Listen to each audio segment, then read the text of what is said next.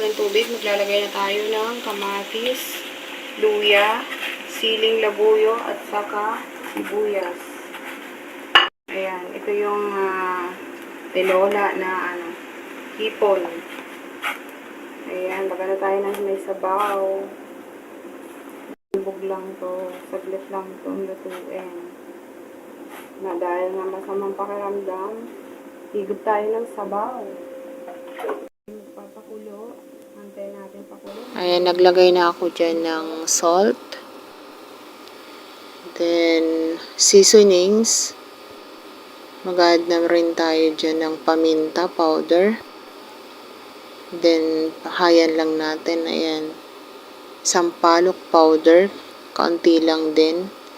Ayan. Dahil nga masama yung pakiramdam ko, nagluto ako na may sabaw. Ayan. Haluhaluin lang natin para mahalo lahat ng mga ingredients na aking nilagay. The few minutes already done na yan. Huwag natin i-overcook kasi titigas yung meat ng shrimp. Tikman natin. Yummy! Yummy siya. Tama lang yung kanyang asim. At tama lahat. Then, nilagay ko na yung talbos ng kamote. Ayan. Kaunting lang yan. Halo-halo. Tapos, ayan. Already done na. Set aside na natin to. Yum, yum, yum. Ayan. Plating na natin to. Ready to plating na. Ayan. Yummy. Plating na natin. Ayan yung aking food for today. Thank you everyone for following my Facebook page and thank you rin sa mga nag-share, nag-follow sa aking mga videos. Maraming salamat.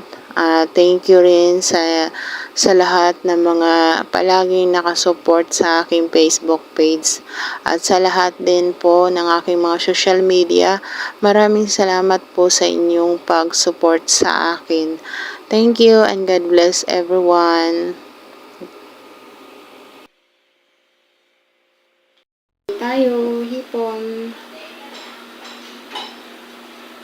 Tayo na sabaw. Yummy! Sarap! Nakain tayo.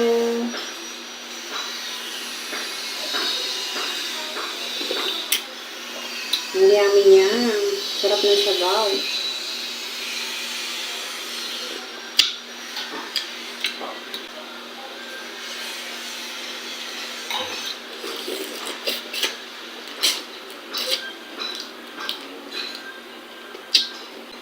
Yummy, yum.